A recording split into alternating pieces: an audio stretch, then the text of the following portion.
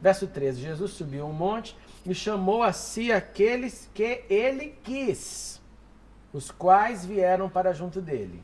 Escolheu 12, designando-os apóstolos, para que estivessem com ele, os enviasse a pregar e tivessem autoridade para expulsar demônios. Estes são os 12 que ele escolheu: Simão, a quem deu o nome de Pedro, Tiago, filho de Zebedeu, e João, seu irmão, aos quais deu o nome de Boanerges, que significa filhos do trovão. Só um detalhezinho aqui, palavrinha aramaica, Boanerges, por isso que ele dá a tradução. Lembra que os leitores primeiros são gentios, então ele tem que explicar. No judeu todo mundo sabia que Boanerges era filho de trovão, mas é uma palavra aramaica. O outro recipiente lá, a audiência não vai saber, então ele explica. André, Filipe, Bartolomeu, Mateus, Tomé, Tiago, filho de Alfeu, Tadeu, Simão, Zelote e Judas Iscariotes, o que traiu. Marcos, o primeiro evangelista, está dizendo o seguinte, então: esse mestre que é Senhor, que é Filho de Deus, que tem autoridade para curar, que tem autoridade para expulsar demônio, ele escolhe quem anda com ele. Ele deixou bem claro isso. Ele escolheu quem ele quis. Ele escolheu quem ele quis. Qual que é a relação disso com o Antigo Testamento? No Antigo Testamento você podia chegar para Deus: Deus, eu me voluntario para fazer uma grandiosa obra. Eu sou muito bonzinho e eis-me aqui. Existe isso? Não, é Deus que escolhe. É Deus que escolhe. Deus vai lá, dá experiências, dá um chamado, dá o poder do Espírito e o camarada fala: é comigo. Uns aceitam, outros não gostam, fazem assim, lutando, outros não aceitam, como Sansão, e fica naquela luta a vida inteira e tem que terminar num ato suicida. E no Novo Testamento, no início, eu volto a falar, o Marcos está dizendo o seguinte, que a primeira escolha foi também de acordo com quem ele quis. Ninguém falou: ô Senhor, sou bonzinho, deixa eu ir, eu estava te esperando. Ele quis, ele chama e ele leva. Um outro ponto importante: ele escolheu 12, designando-os, verso 14, apóstolos, para que estivessem com ele e os enviassem para pregar e tivessem autoridade para expulsar demônios. Como vocês veem esse modismo do que eu posso chamar de bem pós-modernidade, sobre o uso da terminologia apóstolo, ou título apóstolo em tantos segmentos? Como vocês veem isso? Estranho, muito boa palavra. O que mais? É uma ousadia, exatamente. Você se autodeterminar. Não, eu sou apóstolo. Ousadia? O que mais? A gente viu o texto falando assim, né? Designou os apóstolos para que estivessem com ele. Quem está com ele é apóstolo. O que é apóstolo? Tá junto. Tá com ele. O que é apóstolo? Porque é claro que aqui nesse momento histórico, nós não temos, tem que lembrar disso, nós não temos Efésios. A uns ele chamou a divisão. Apóstolos, pastores, profetas, mestres, evangelistas. Não temos isso. Tem Marcos, o primeiro evangelista, falando: Jesus escolheu quem ele quis, 12, designando-os. Em outras palavras, a titulação vem de Jesus para os discípulos. Certo. E essa titulação para eles foi dada especificamente, inicialmente, para aqueles que andariam com ele. Para aqueles que receberiam dele a autoridade para pregar e expulsar. Não tem igreja, não tem... vamos lá, todo mundo se reunir aqui. Não tem ordenação. A ordenação aqui é Jesus falando: você, Marcela, você vai me seguir agora. 3 anos no seminário, 24 horas por dia. Eu estou te designando. E esses primeiros apóstolos foram os que se tornaram, nesses 3 anos, as testemunhas oculares do Verbo encarnado.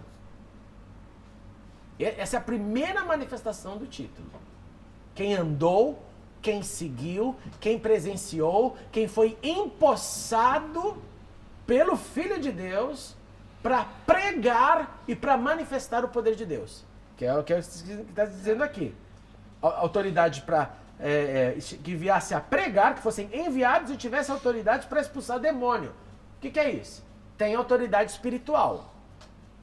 Agora, Marcos está explicando para a gente. Marcos está explicando para os gentios. Esse é o que Jesus fez. Agora, os discípulos que ouviram isso, conhecendo a palavra, porque lembra que eles estão no contexto grego, eles sacaram no ato que o que essa palavra traz em si é gente enviada.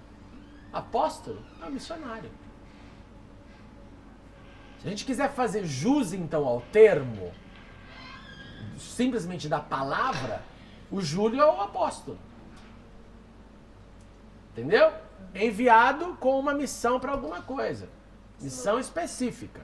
Você não se autodeclara apóstolo e fica na sua igreja. Calma aí, já vou chegar lá. Agora lembra dessa pequena progressão do termo. Primeiramente, então, era quem recebeu poder, quem recebeu o chamado para ser enviado para pregar. Número 2, recebeu poder, autoridade espiritual para expulsar demônios. Esse é o primeiro uso. Então, a função de vocês é ir. Em Efésios, nós vamos aprender que isso faz parte de dons, como pastoral, apostólico, pastoral, profeta, ensino e evangelismo. Aí nessa categoria, não é mais o apóstolo que andou com Jesus. Não é mais o apóstolo testemunha ocular. Mas é quem então? Simplesmente um missionário, o enviado. O que vai, abre uma picada e que faz. Tá? No contexto paulino, o missionário, o enviado. Por que os camaradas hoje pegaram isso como quando o pastor não dá mais, sobe para bispo. Quando o bispo não dá mais, porque já tem um monte, sobe para apóstolo. Eu quero saber a hora que a apóstolo não der mais, qual vai ser o próximo. Eu já vi qualquer coisa. Assim. Já tentaram lançar a sumidade, mas não pegou muito na moda. Mas é o próximo. Eu acho que, entendeu? Tem que ter algum outro daqui a pouco, tem que ter, porque fica muito na moda. Aí, como hoje tem um monte de apóstolos, né, um monte de ministérios se desenvolveram assim, não, então agora a nossa igreja é uma igreja apostólica, e isso significa que a gente pegou o serviço de quem era enviado e fez disso a titulação máxima na hierarquia eclesiástica. Um absurdo. Porque Paulo, quando ele fala, olha, eu sou apóstolo, Paulo faz isso porque ele viu o Senhor. Ele não foi testemunha ocular dos feitos do Senhor em terra, mas ele viu o Senhor, ele foi encontrado pelo Senhor. Ele foi ministrado pelo Senhor, então ele fala, sim, eu também sou apóstolo, como os da primeira safra, não como os da segunda safra, porque os da segunda safra, explicado por Paulo, são missionários, são enviados, gente que abre picada. Agora, eu, Paulo, sou da primeira. Apesar de eu não estar lá junto, eu tive essa revelação com ele. Dá dando para entender? Resumindo, ou concluindo, o uso do termo apóstolo como parte da hierarquia eclesiástica é um absurdo, é uma ignorância, para não falar uma burrice, já falando. Terrível, terrível, por sinal. Porque gera essas classes. Essas classes como se fosse o presidente, o diretor, o manager e assim por diante. É cargo, né? É cargo. Vira cargo. E aí cria essa aspiração. Não, o pastor vira o último. O office boy do clero agora é o pastor. É o sem poder. É o office boy, é o garoto de recado. Vai lá, faz isso aí. Eu conversei com um amigo nosso lá no Brasil e ele se autotitulou apóstolo, né? Era um pastor de igreja, tinha um dom de fala muito bem, conhecia bem a palavra de Deus. E acabou se autotitulando-se apóstolo. Eu perguntei um dia para ele, né? Me explica o porquê disso, né? Porquê disso? Aí ele colocou o seguinte, que ele como apóstolo, ele poderia pregar em outras igrejas que não era a igreja dele. Ele ia ter trânsito ele podia ser convidado a qualquer igreja, inclusive a sua. Tá, mas... E como pastor, não. E como evangelista, não. Não. E como ser humano, Pois é. não. E aí ele se auto-titulou apóstolo. Olha pra você ver, olha o racional do negócio, é um absurdo. Absurdo. É aquele lado humano de você querer ser melhor que o outro. Você sempre tem que criar um cargo acima pra você falar, não, peraí, eu tô num patamar diferente. Eu não sou só pastor. E na Eu sou... hierarquia de Jesus, Ah, o maior é o que mais serve. certo. O maior é o que mais serve. Eu tenho problemas crônicos com isso. Se um amigo meu falou assim, poxa, eu quero te levar na minha igreja para pregar, eu vou falar com o meu apóstolo. Quando falou isso, eu já saí pela tangente. Falei, ih, rapaz, não vamos nem Tem um vamos apóstolo nem aqui, dar... sou eu. Porque eu já reparei que é um orgulho tão... O cara faz esse autoempossamento e cria um orgulho tão forte que ai de você se chamar ele de pastor ou do nome, capaz de ele te repreender em público. Não está reconhecendo a minha autoridade apostólica.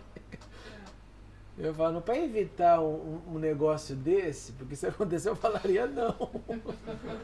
Segundo Jesus, é servo. E Paulo, eu quero só ser servo inútil. Se eu for servo inútil, já tá bom para mim. Então, é interessante, porque a gente está vivendo com esse contexto. E Marcos, primeiro evangelista, quando apresenta a palavra, ele deixa bem claro, vocês foram escolhidos porque Jesus quis. 2, vocês foram escolhidos para serem enviados para pregar. 3, vocês receberão autoridade no mundo dos espíritos para expulsar demônios. Beleza?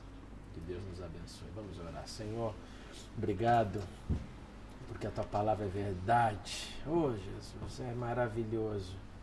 É maravilhoso, Senhor, olhar para a tua palavra simplesmente para o que o texto diz e ver tanta beleza, ver tanta grandiosidade, ver realmente que o Senhor é o único, o Cristo, filho de Davi, Senhor absoluto. E é o Senhor que merece toda a honra e glória, porque foi o Senhor quem nos salvou.